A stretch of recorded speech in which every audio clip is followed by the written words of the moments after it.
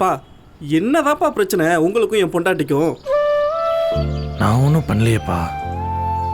சும்மா இருங்கப்பா. எப்போ பார்த்தாலும் உங்களை பற்றின குறை என் காதுக்கு வந்துக்கிட்டே தான் இருக்கு. பாருங்க, இன்னைக்கு சண்டே, இன்னைக்கு கூட என்னால் நிம்மதியாக இருக்க முடியல. நான் ஒன்றுமே பண்ணலப்பா.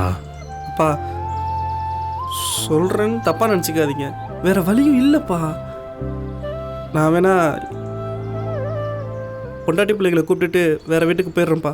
ஐயா என்னய்யா? இல்லைன்னா உங்களை ஏதாவது ஆசிரமத்தில் சேர்த்துறேன்ப்பா.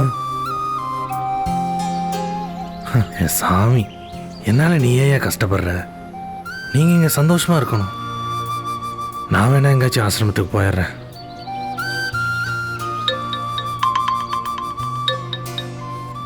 சொல்லு மச்சான். அப்பா ஒரு நிமிஷம் பேசிட்டு வந்துடுறப்பா. சொல்லு மச்சான், அப்பா கூட வெளில வந்திருக்கேன்டா.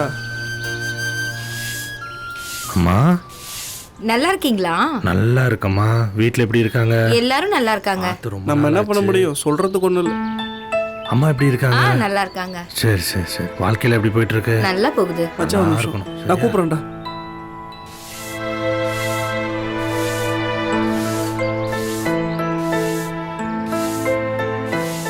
ஏங்க, அவர் உங்களுக்கு தெரியுமா? ரொம்ப நல்லா பேசிட்டு இருந்தீங்க. ஓ, ரொம்ப நல்லா தெரியுமே.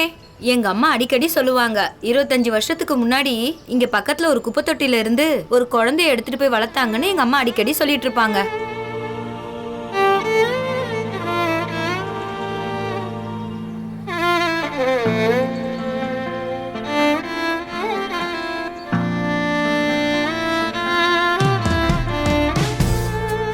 அப்பா, என்னடா தங்கம், தனியா இருக்கீங்களா?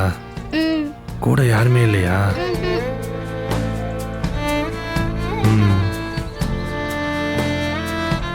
இந்தாங்க.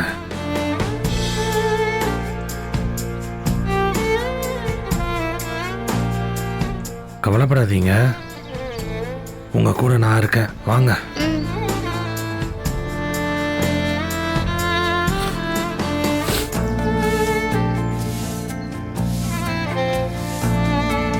அனாதை ஆயிடக்கூடாதுன்னு நினைக்கிறவங்க இன்னைக்கு அனாதை ஆகுறாங்க. அதுதான் நிறைய நடந்துக்கிட்டு இருக்கு.